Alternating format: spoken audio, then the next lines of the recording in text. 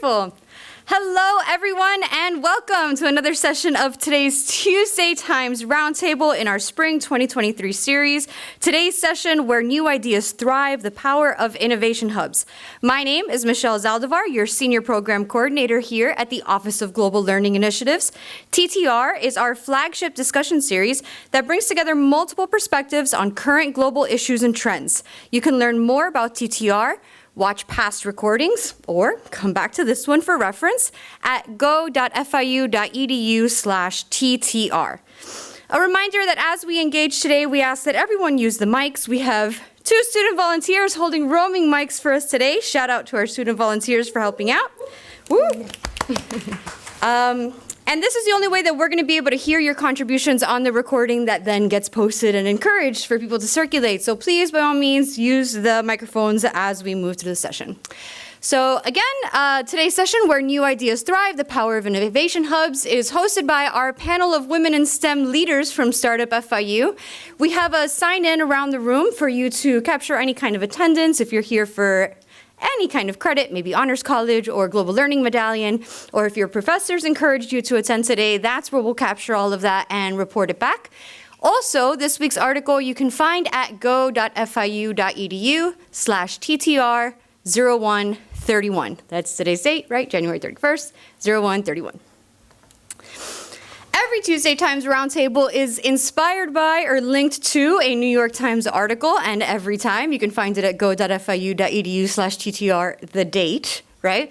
This is because we as a university have a formal partnership with the New York Times that also includes you having a free digital subscription to the New York Times.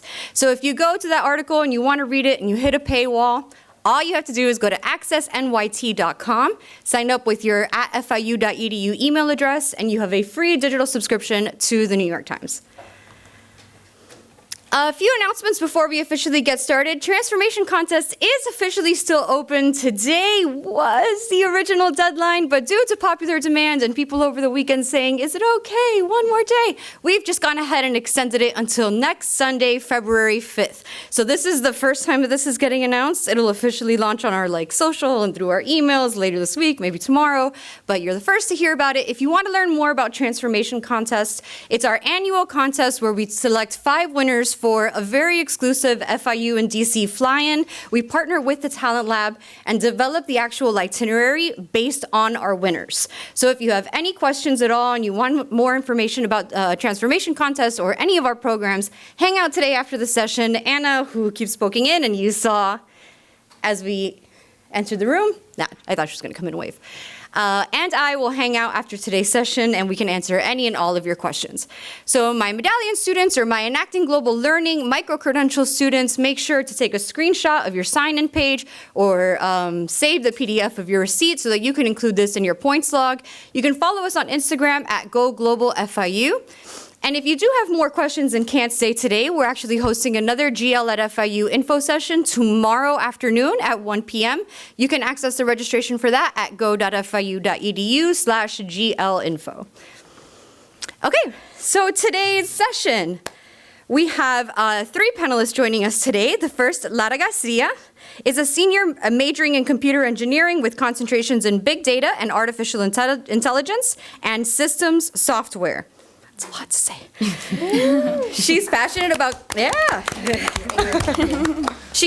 about combining human-centered design with data science to create social impact and has worked with the entrepreneurship, research, and philanthropy space throughout her college career.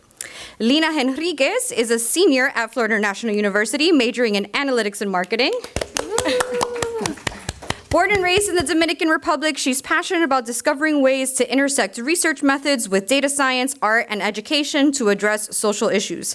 Her research path continued at MIT's Media Lab and MIT's Summer Research Program, where she democratized prosthetic and diabetic care by implementing a resilient model for healthcare delivery and analyzed data about children's AI policy preferences, data activism, and social justice.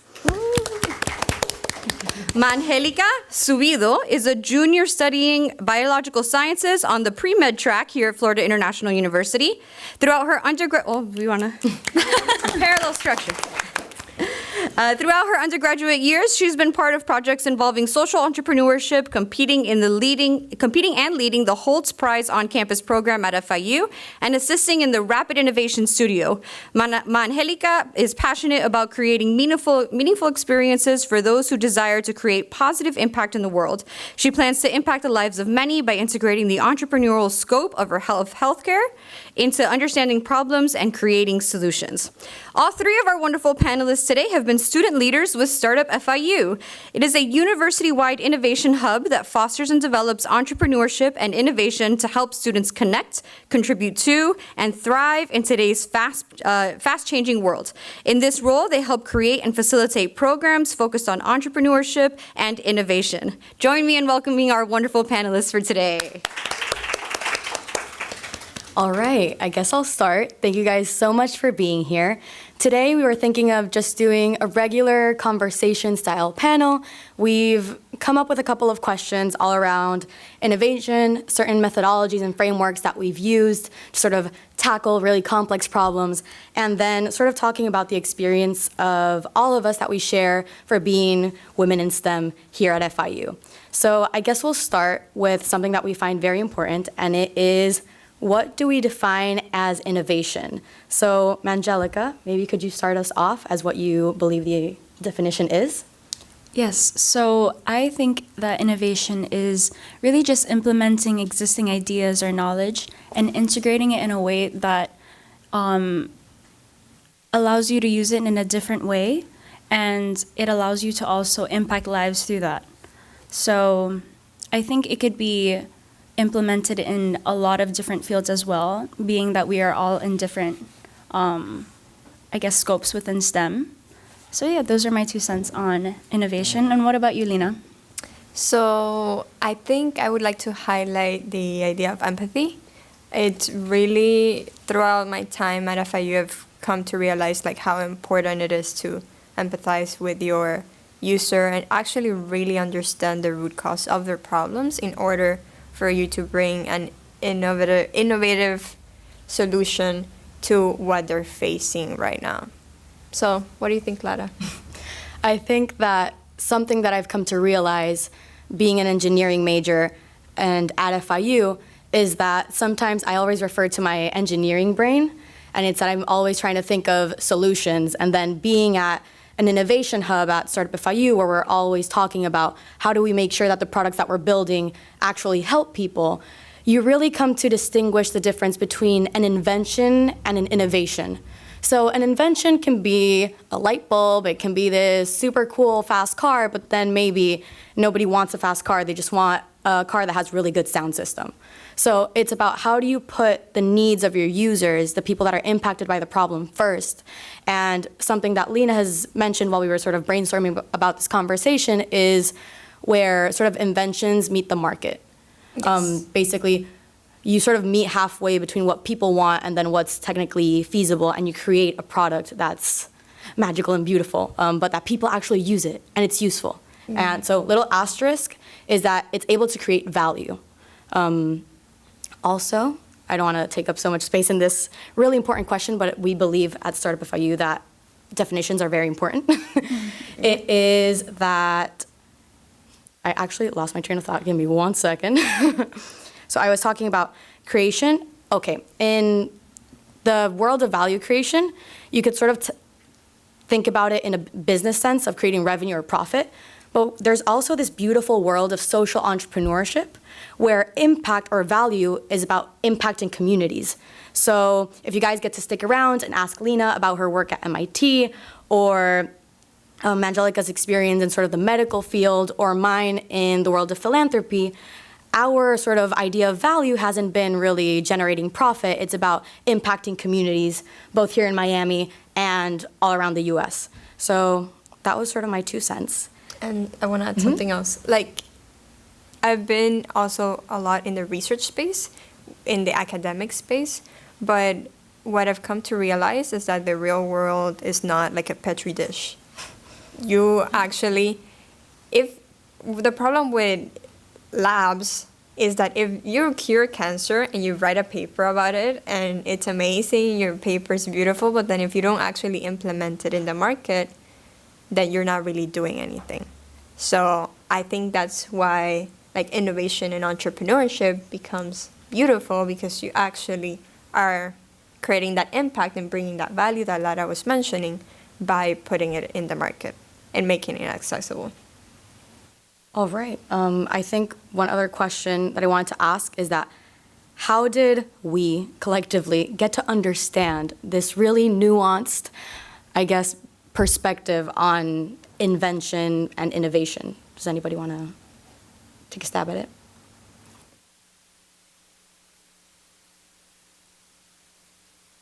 Go Coral. Hello. Hi, everyone. My name's Coral.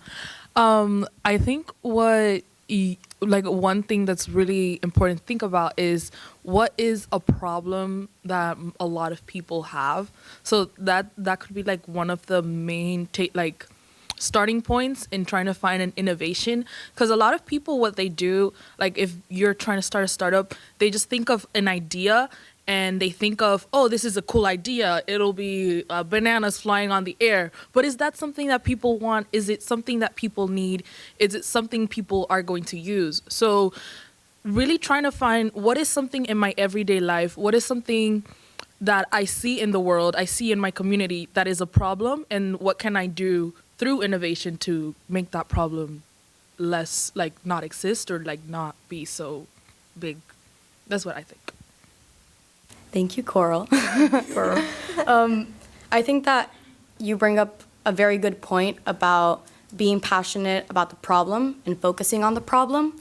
If you ask any one of us, actually, let me ask Angelica. Yes. You being part of Rapid Innovation Studio, can you tell us through sort of Rapid Innovation Studio's focus on the user and the problem versus, I guess, a solution or building a startup? Yes. So during my experience in the Rapid Innovation Studio at Startup, a lot of us had kinds of misunderstandings of what the problem is versus the solution is. And at Startup, we always say falling in love with the problem or apprenticing with the problem. So in order for you to really impact lives, you really have to understand who you're trying to cater to, or who's facing that problem that you're trying to solve. That's how invention becomes innovation. And from that, I think that's how we also begin to learn really how important empathy is, and really just understanding the person who is facing that problem, just like what Coral mentioned. But yeah. And something that I want to ask you, Lina, is can you provide sort of a tangible example, maybe through your research experience or being at Startup FIU, where you've really had to understand the problem deeply in order to solve it? Yes. Well, actually, now I'm in a situation, Angelica and I are both participating in the GSK challenge at Startup FIU, and it's very cool because I'm doing it sort of at the end of my college career, and I've already have this in my brain of fall in love with a problem and then you'll find a solution. Like as Coral was mentioning, we tend to do it the other way around. And right now I'm trying to understand the problem that the challenge is bringing, and I literally cannot come up with any solution yet because I feel like I do not understand what this community is facing and how we can make it better. So until I actually understand what's going on, then I think I'm going to be able to provide a solution. Does that answer your question? Yes, and actually I wanted to ask a question to the audience just to get a feel of your majors. So show of hands, anybody that's a STEM major? All right, in the health and sort of health sciences, like biology, something around those lines. Engineering? All right, cool. So I think that in health specifically, we're dealing with so many systems at once, something that I'm learning right now in my public health class and that I've learned at Startup.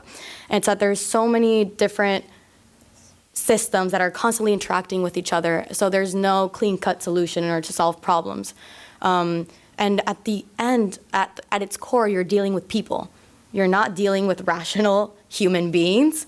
They feel anger and they feel pain and they feel fear. So at its core, sometimes when we build solutions, we want these really cool and like techie gadgets. Yes. But we really want things that make people either feel better about themselves or sort of alleviate some of their pain. So I think that's very common in, I guess, the health sciences industry, but also in the engineering aspect, something that I can speak from experience. Let's see. Do you want to hop into our next segment? Sure. So everything we just talked about, there are different methods of actually doing them. So like how do we strategically innovate? It's with these different methodologies and frameworks that we've come to understand. So how about you start with the first one, Lara? All right.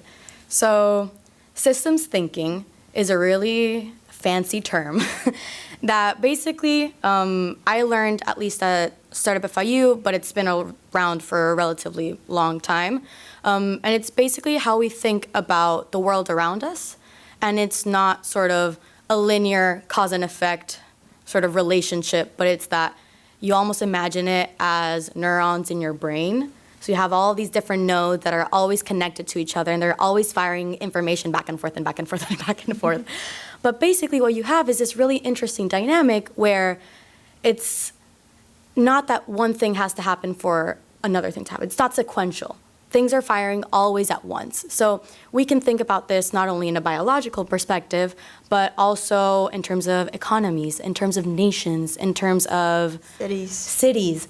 So basically, it's how do we identify all of these different systems within our world and then decide which ones we want to tackle on. So it's almost just a really nice way of mapping out the world and then acknowledging that everything is interconnected. Because at the end of the day, this world is filled by people that have lots of different hobbies, a lot of different experiences. So it's short answer, systems thinking is to think about interconnectedness. And you can apply it to any sort of discipline. I really want you guys to take that to heart. But yes. And I can give an example of systems thinking, like, and mind you, I'm not anything related to health, but it just so happened that my first project at MIT was related to health. Actually, Lara and I worked together on that project, and it was very cool. But essentially, we were looking at diabetic and prosthetic care in Sierra Leone in Africa, and we were looking at how different systems interconnect. And one of the main ones that we were looking at was how people actually access healthcare in the sense of like going to a place, accessibility of not necessarily money, but actually the topography of the country and how that affected the way they access the healthcare and the amount of time that it took them to get there. So in the end, what we designed was a distributed healthcare network in which essentially the healthcare came to them. And we were only able to do that by analyzing that there were different problems of why people they either weren't taking care of their amputations or they weren't able to prevent an amputation. And that was it, the accessibility of like going to the place. So it actually coming to them helped alleviate that pain. So besides sort of systems thinking, we had also come up with 2 other frameworks. And I'd love for Angelica to sort of talk about this really important framework that we always talk about. And it's probably a word that you're going to sort of doubt as to like why we call it a framework. But share it with us. Yes, so we've already touched upon this methodology before, but we're just kind of foreshadowing it in the beginning. So I want to talk about empathy. And empathy is really all about listening and understanding who you're talking to. Even in a common sense. I mean, not common sense, but even in a regular day-to-day life.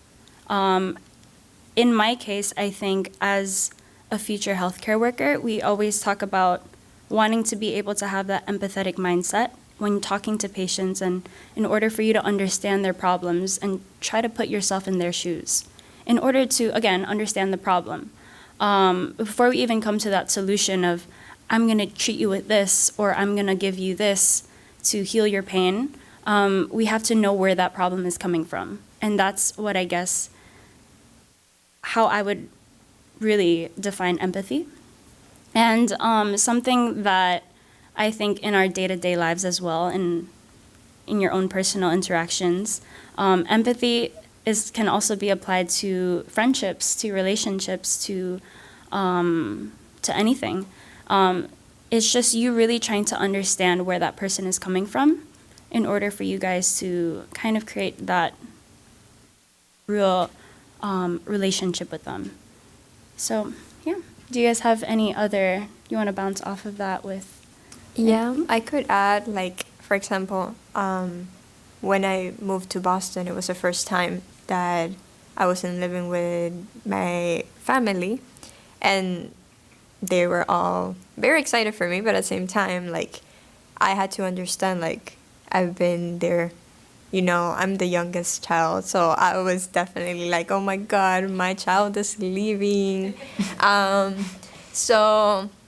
And I was like, no, but I'm going to be fine. And once I reframed it and thought about it, yes, I'm going to be fine, but what about them? Like, how can I actually live this experience, but also them be with me and our relationship flourish? Like, I was able to understand what they were going through and take action so that they wouldn't feel that way. So this can literally be applied to anything. Yes. So 10 out of 10, highly recommend. It's really about developing that sense of trust. Yeah. Right? Even when it comes to, providing healthcare, solving a problem, creating an invention into something from an invention into innovation. Even in this space, like, even when you walk into a space, when you walk into a classroom, you want to feel like when you are in class, you want to feel welcome and that you can actually interact with the professor and with your classmates. Like, when we were thinking about this session, we thought so much about how we could break this boundary so that we're not the ones that are, like, imparting knowledge on you, but that it actually feels as a community. And we hope you guys feel that way, by the way. Just to add on to the idea of empathy, I think that as all of us being college students, going to be young professionals in our field, I think it's really important for us to challenge the way in which we interact with people, both inside our companies, outside, when we're trying to network. Things aren't clear-cut, rational. They're not supposed to be step A leads to step B, leads to step C, and that's it. We should not be creating products just for the sake of creating them, or at least that's my philosophy. And I think that can be really a tough pill to swallow when you're sort of in the motions of working for a company and having a supervisor. And I think that embedding empathy into that allows you to sort of reel it back into your purpose of what it is that you want to do, or what it is that you think will actually help people in your field, whether that is in biology, as a healthcare worker, an engineer, maybe somebody that's doing HR, about the recruiting process, a political science major, whatever it is. But basically, it's aside from, I guess, the regular definition of empathy, of being nice to the people around you, I guess your parents, your family members, your friends, it can also be a strategic way in order for you to go back into your purpose as a professional. So I know that it can get a little mushy, but people are mushy in the sense that we feel a lot of things. It's a way to also, I guess, like level up your network and like build confidence, all these kinds of things. And now, to go to our last methodology, it's what we call iteration. Does anybody want to start off with that? Sure. So we use this methodology of rapid prototyping. That just means, like, what can you do that I can show to somebody and they're going to give me feedback? It is very not good when you spend 6 months building a product or building whatever or working on an essay in school, and then you show it to somebody and they're like, wow, that is not good at all. And you just spend 6 months working on it. So the idea of, okay, what can I do in the next hour that I can go and show it to somebody and they're going to be able to give me feedback, and I'm going to be able to iterate and change and pivot and take it from there. What do you guys think? I really like the idea of rapid prototyping because you're always getting feedback in whatever thing you're doing. And it's also, in a way, you're falling forward instead of spending so much time on something that you think is so valuable, and then in reality, it's not good at all. So it's really about falling forward. And I think when I think about, different scientists of our time, I don't know exactly what his quote was, but he did like 100 inventions before he came to the light bulb, and you know who that is, right? Thomas Edison. So it's just the fact that you trying to keep progressing and not be so stuck up on being so perfect all the time. Yeah. That's exactly how you're going to be able to, find those solutions or solve problems or understand problems more easily. What do you think, Lara? Yes. Something that I wanted to add, first of all, show of hands, is anybody thinking of building a startup or having their own company? All right. Even to the people who did not raise your hands, this also applies to you. So pay close attention. Something that at least I struggle with is the idea of analysis paralysis. So being so stuck in my mind that I cannot get anything done. And that can relate to emails, to creating a PowerPoint presentation, to brainstorming for this talk, to editing my resume, a bunch of other things. The list is endless. But basically is that we are so afraid of failure that we simply halt.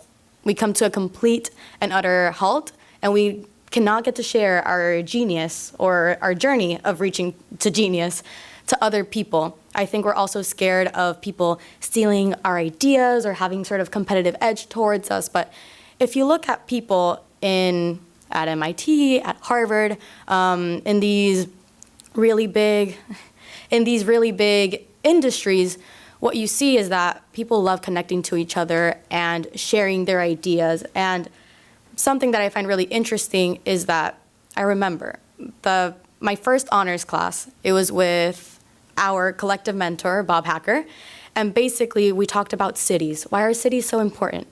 And I raised my hand, little old freshman me, at the front of the class, and I said, cities are important because basically you have this dense concentration of people all in a small space. And it's just, instead of suburban cities where they're all spread out and you have to traverse an hour to get to the nearest supermarket, you have people constantly interacting with each other. And what that happens is that they get to exchange information and ideas at such a faster rate. So the consequence of that is that you have, just because of the sheer quantity of ideas, you have so much more innovation happening constantly.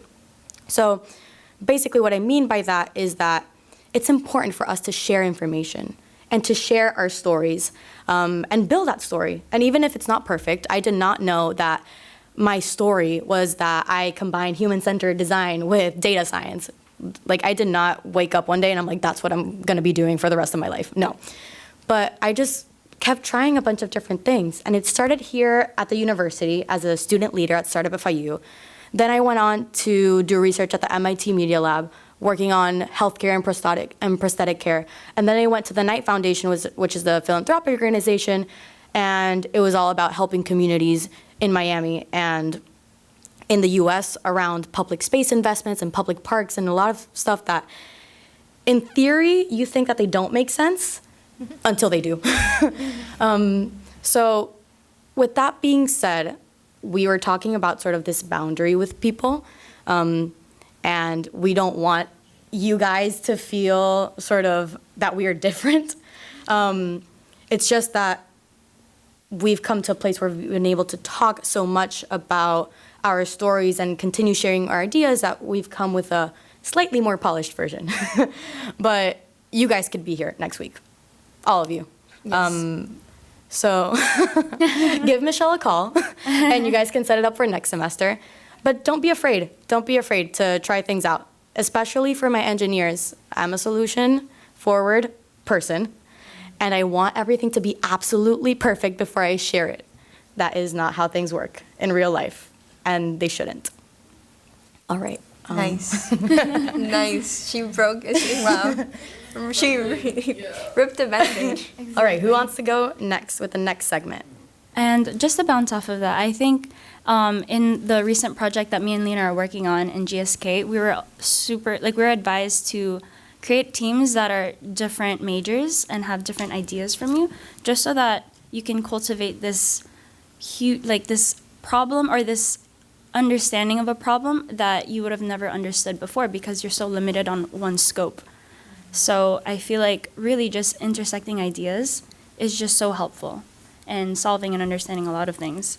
So speaking of this story that Lara was saying, I want to ask you guys, how have those methodologies that we just talked about impacted you in your future trajectory and your future goals? You want to start? What if I say no? I guess I'll just hop in. So for me, I am currently a senior. I'll be hopefully graduating in the fall. Go Lara. And that means that this semester I started my senior design project, which is basically your thesis project where you get to come up with a really cool idea and then showcase it to a bunch of people, which can be absolutely terrifying. With that being said, I saw the sponsor presentation. So basically you could team up with an existing company in the industry and then basically do a predetermined project for them. And I'm like, I hate this. I don't like this because I don't feel attached to the problem. So I'm currently taking a risk and I'm still exploring what it is. But basically, I want to solve a problem that, I started with myself as somebody that, what frustrates me? What am I passionate about? Also, little caveat, I've always tried to ask myself this question and I never have an answer. I'm like, there's people that they wake up and the minute they're born, they're like, I want to be a doctor. I want to be a doctor and I want to go to the most remote place in the world and help people. I'm like, I didn't wake up one day and say I want to be a computer engineer. No, that did not happen to me, unfortunately. Me neither. That day hasn't come yet. But, so basically for this project, I'm thinking about what frustrates me or what excites me. And for me currently, that's long distance running. So thank you, Elizabeth. I didn't know that. So currently I'm trying to solve the problem on how to make injury prevention more accessible for long distance runners using my background in technology. And my professor thinks it's a great idea, but I'm like, no, I have not understood the problem intensely enough. So I'm meeting with one of my mentors, Gustavo, which is one of the directors at Startup FIU. And I'm like, I want to actually make this useful. So if maybe I wouldn't have encountered Startup FIU in one of my honors classes, maybe I would have never come to this realization. And I'm like, yeah, I'll just make this cool little gadget that beeps when I'm running incorrectly. But this has completely shifted the way I'm approaching the world of creating inventions as an engineer. So that's my short answer. And then I want to help people. So another idea of mine is that post-grad, I want to go into product management further down the line because it's the intersection of engineering and then sort of integrating business needs. So it's everything that I love all in one. Being this techie little nerd that loves technology and data science and numbers and data, but also putting the person first and designing based on that. So that is my answer. Anybody can hop You in. make me so proud. Thank you. No, I'm like, wow. Yes. Amazing. And the distance running thing, I didn't know that. We all do distance running. So, Amber, you're next. I would say I picked up. Do I do it? But Yes, I enjoy it, And then you see her running, and then, Yeah. she does. Yeah. We all do. Or we try, at least. I think for me as well, it's the idea of investing in myself. I feel like when we come to universities, they expect us to come in as an accounting major, go through and do all your exams, become an accountant, and then just very linear, straightforward path. And I don't agree with that. I think I am a human, and I am going to learn something new, and I'm going to change. And that's just beautiful. I don't know why the education system prevents like that path of learning. So all these methodologies, and especially now seeing myself like about to graduate, I'm thinking about it more of like, wow, I don't have a title necessarily, but more of the experiences and the learnings that I want to get to are about investing in myself, which is the best investment that you can make, because the stock market can fall, the houses can lose value or whatever, your startup can fail, but you will always be you. And I think that's very important, at least for me. Yes, I definitely 100% resonate with that. And just a quick question in the room. Does anyone know any other like Filipinos? I'm Filipino, by the way. Have you ever met a Filipino? Oh, well, perfect. Okay. So just to give you some background, I've come from a very traditional, I guess, like way of getting a career, understanding like what school and what work is. First, you're gonna go to school for like you're gonna go to high school, then you're gonna go to college, specifically go to the nursing route, and you're gonna get a job, you're gonna have a family, and you're gonna get settled. And that was my kind of train of thought for the longest time, being in middle school and high school and up to college.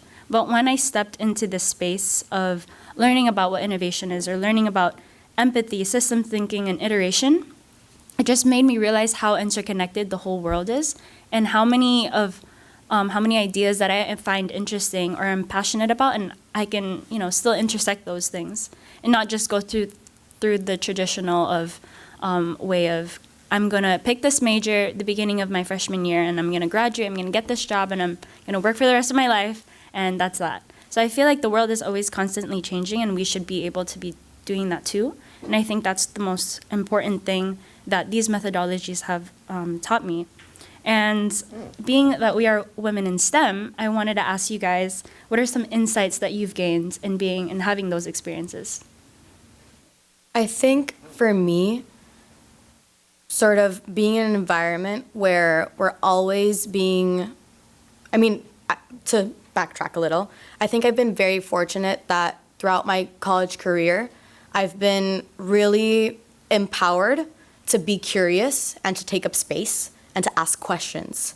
And that is what sort of projected me into getting these amazing opportunities, because I wasn't hesitant to do so.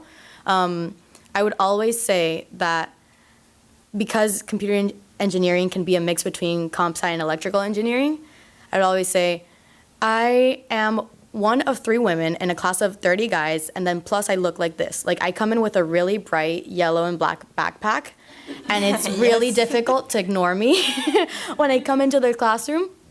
But I think that thankfully we see a lot of communities and organizations here at FIU that are sort of bridging the gap between, I guess, women in computing and women and the STEM major in general. I know that INIT is really great. Wix, Breakthrough Tech, that built sort of one of their hubs here in Miami at FIU. So just being involved in that and seeking community, that can be sort of also a really good way of just, as I said, being comfortable with exchanging information and exchanging ideas with people. So that's just almost like a little hack, if that makes sense. Yes, I would like to add that I think it comes a lot with privilege. Like, we talk about, I see the privilege I myself have had. Like, I'm Dominican, and we're very out there. Yes. We're very, very bright and very, like the energy and everything that we bring, and that has allowed me to face, like, go into my classes when it's like, as well, like Lara was saying, 30 guys and 3 girls, and still do amazing. And that's never gonna stop me. So, and being able to share that privilege with other women as well. Like, okay, we have the confidence, now it's our duty to help others gain that confidence if they don't have them, and bring them to the spaces that we're already at. And that comes a lot with like mentorship. Like, we all have mentors and we've been mentored, so it is our time to mentor other people and bring them as well in the space. Any final thoughts, Angelica? Yes, I also agree with what you guys have said. I definitely think that sometimes a lot of women around the world face sort of these barriers in order to have the opportunities that we have. And it's very empowering to see how we have access to these, and we have already built communities within this university especially that allow us to continue to empower others, to show them that they also are able to do great things and amazing things that we've been seeing. So with that, thank you so much for joining us. We're going to open the floor to any of questions or thoughts that you guys have. So yeah. Thank you, guys. Thank you.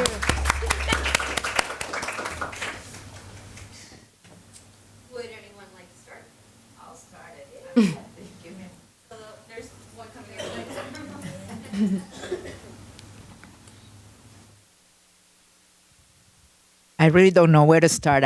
First of all, congratulations, you guys did absolutely amazing.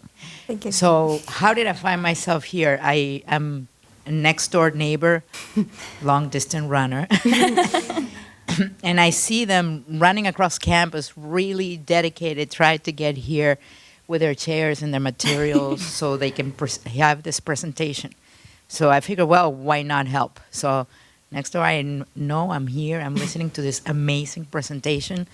You guys are an example for many. Congratulations. And the fact that you thought through integrating everybody. I'm a little older than you guys. I'm privileged to be able to share with you guys my running story. I know that you picked it up and you enjoy it. I remember back, I'm from Venezuela. I see 3 countries represented here, which is FIU International University. That we're trying to get educated and innovative and thinking about problems of the world. I hope that you all get an opportunity to enjoy this. The empathy piece, great. It's very, very true. I work in technology and licensing. We do patents for the university, technologies. But the challenge that we always have is here, we got this great science, and then we ask, okay, who's going to use it and how are they going to use it? So you do medical devices, and I think that some of the things that we did not talk about was who's going to pay for this? How are we going to implement it? It has to be regulated by the government. So there is more to it. You have a whole bunch of stakeholders that are going to impact your business idea, your innovation, and putting the products in the marketplace. So keep that in mind. I think you guys fail quickly. I think you mentioned something about being decision paralysis a little bit.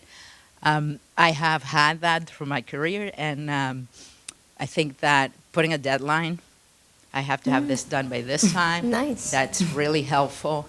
Or just say, I'm only going to look at 3 sources of information, or 5 phone calls, or 2 articles, because it's so easy to to get distracted. But anyway, too many thoughts, thought-provoking. Congratulations. I cannot be more proud of you guys. Thank you.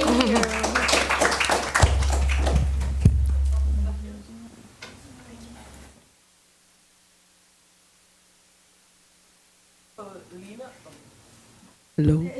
Oh, okay. So Lina was talking about how she's used, like, there's times where you spend a lot of time in something like 6 months, and then you finally present it and it's not, and then like someone else gives like feedback, and then it's like, oh, that's like not good. So there's a word for that. It's called sunk cost fallacy, where you think that, oh, I spent so much time on this, I spent so much of my time and my energy and my effort into this, that I should continue going. So Yes. I think another thing that with that feedback is to learn how to like know when to stop, like know when to like, okay, this idea, it doesn't work, let's start again.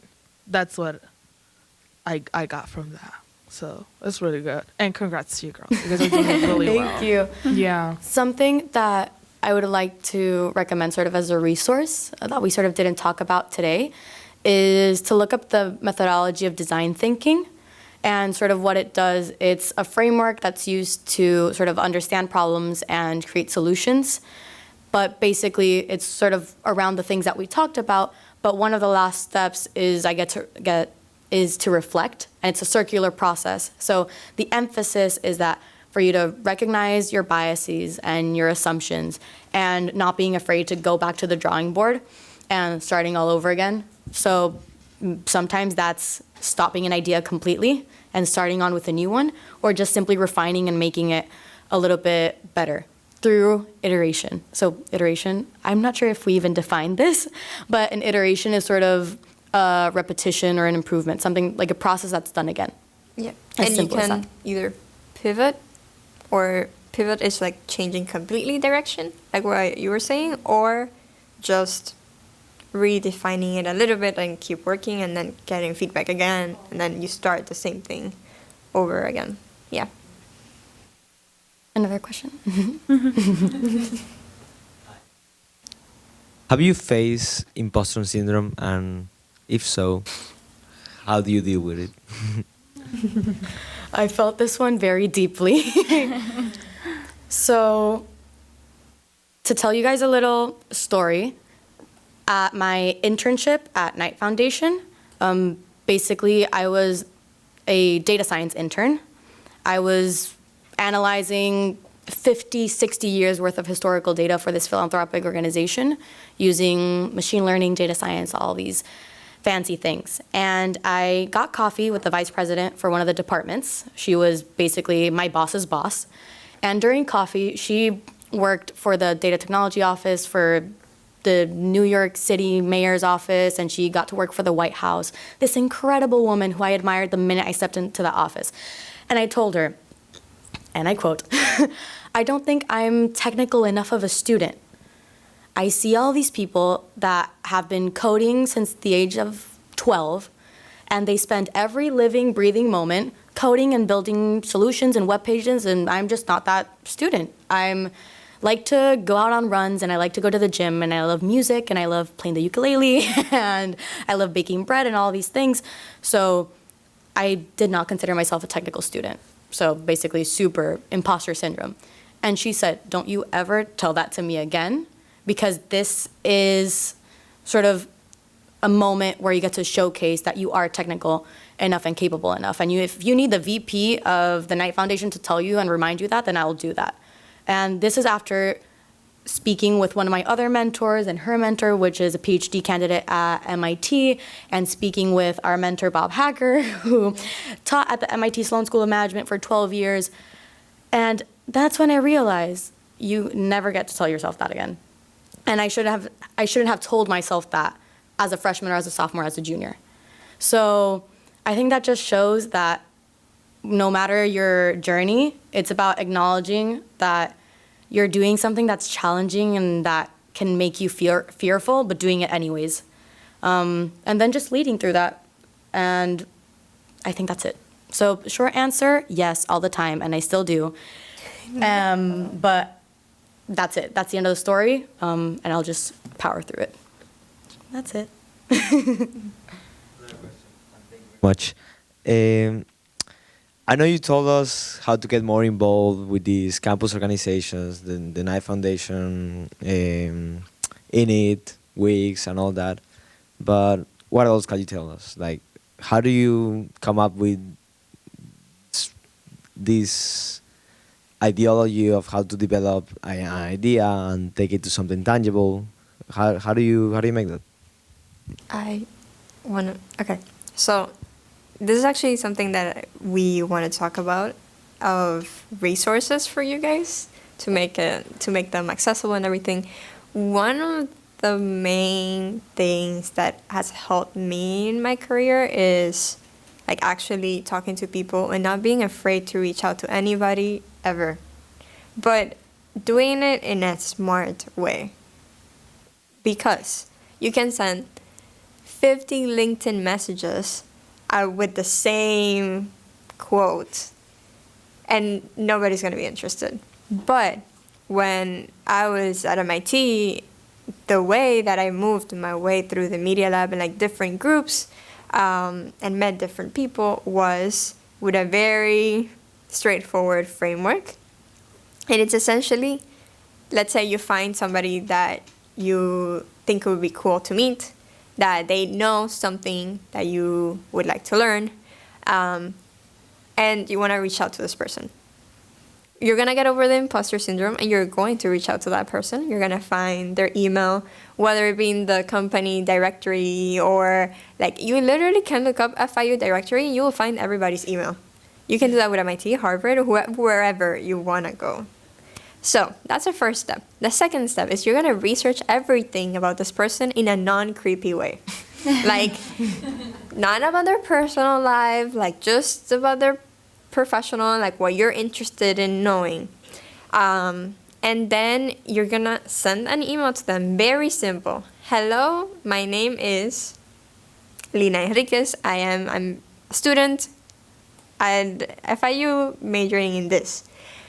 I have been following your work for some time, and I'm very interested in this super specific, and this is the key part, like super, super specific part of their work. Why? Because you want to cause a first impression without person even knowing you.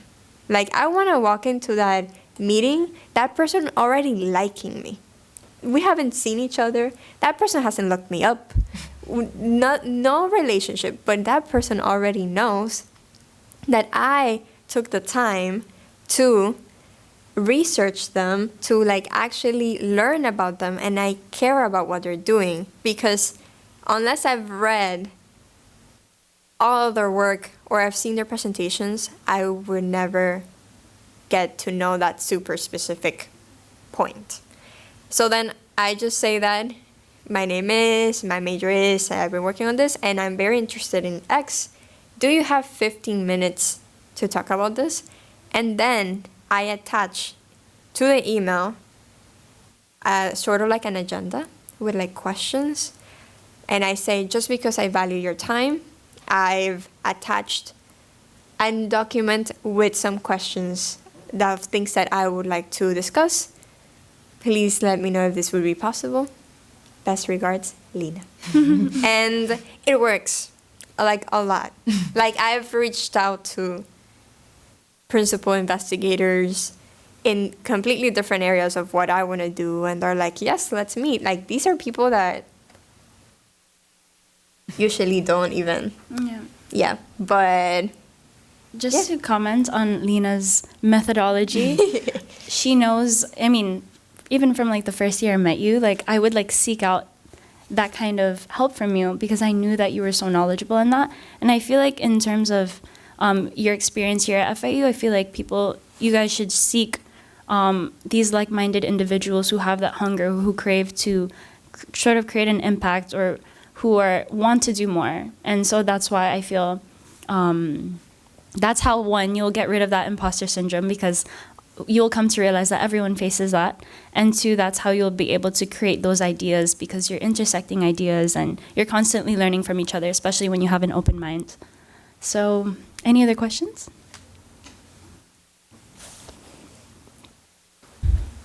Hello. Hi, my name is Vianney. First of all, thank you so much for your presentation. I think the biggest thing I gauged out of this was representation is super important because at least for me, I've been, like I graduate this semester and that in and of itself is very triggering for many things. So like especially going into, you said, I forgot who it was that mentioned, like, transitioning from college students to young professionals. For me, representation was something that I struggled with, especially being in the industry of, like, nothing really having a clean-cut solution, so you basically have to start. Like, I'm currently in a funk of, like, I've been trying to look for somebody who looks like me that is in my field, or somebody who's doing it like me, or somebody who, you know, comes from the same background as me. And then, like, I just wanted to share I was humbled very quickly when I went to a summit and somebody was like, okay, simply be the first. And I was like, I was just gonna tell you that. yeah. Sometimes it's gonna be you. Yeah. And that's awesome. Yeah. Because then you're gonna bring other people with you. But yes, keep going. Yes. So my question was, because I deal with getting in these funks like a lot more frequently than I used to. So it's like being able to get out of that. What do each of you specifically do to get out of that analysis paralysis? Yes, something super quick. I've come to the realization that if I don't believe in myself, nobody will. If I didn't come up here with my self-confidence, Michelle would have never been like, yeah, she can sit there and talk. Never. Yes, exactly. So it's that idea of like, you know what? If I don't do it, nobody will. So that's just my technique. Maybe it's not the best one, but it's worked. For me, something that I think I see is more tangible is that I like to write things down. Yes. Basically, this is a really ugly way of saying it, but I just word vomit onto a page. That is absolutely whatever I'm feeling, and then through sort of the middle of it, I sort of actually write down the things that I want to get done and the things that I'm actually thinking, not sort of that noise that I have, but an actual signal, noise versus signal. So I think that sometimes your brain is just cluttered, so being able to sit in silence, process those thoughts can be really powerful, and then you can take an actionable step. Yes, and I want to check back in with what Lina said. I think that having confidence in yourself is like super duper duper important. You can't control a lot of things in life, but what you can control are your reactions, what you do, and what you're gonna do about, problems that you face. So it's a lot with self-confidence that you know that you could do hard things. The fact that you're, let's say, in this very ambitious or very competitive or very hard environment, the fact that you're even there shows that you yourself have that power and have that confidence to be able to represent for those who aren't represented already. One more round of applause for our speakers today. So thank you so much for joining us at Tuesday Times Roundtable. We continue next week. We've got another one that I think is going to appeal to a lot of our audience today. The Chief Innovation Officer for the City of Coral Gables, who is spearheading a smart city initiative that is making urban decisions based on the gathering of data and the ways that we all move about in the world. So that's going to be a really, really cool talk. Same time, same place next week, right? GC 150 at 12:30. We'll get started. If you want to hang around and ask us absolutely any questions, I know the girls are absolutely welcome to stay and we can continue the conversation. Anna, our assistant director, is in the foyer, and I am also here. If you have any questions about transformation contests, right, especially those deadlines are coming up. Millennium Fellowship is also coming up, and if you're looking at creating innovative projects, especially that have social impact, that's a really, really great one. Natalie Concepcion over there is going to be a great point for that. GL at FIU session tomorrow, and thank you guys so much for coming.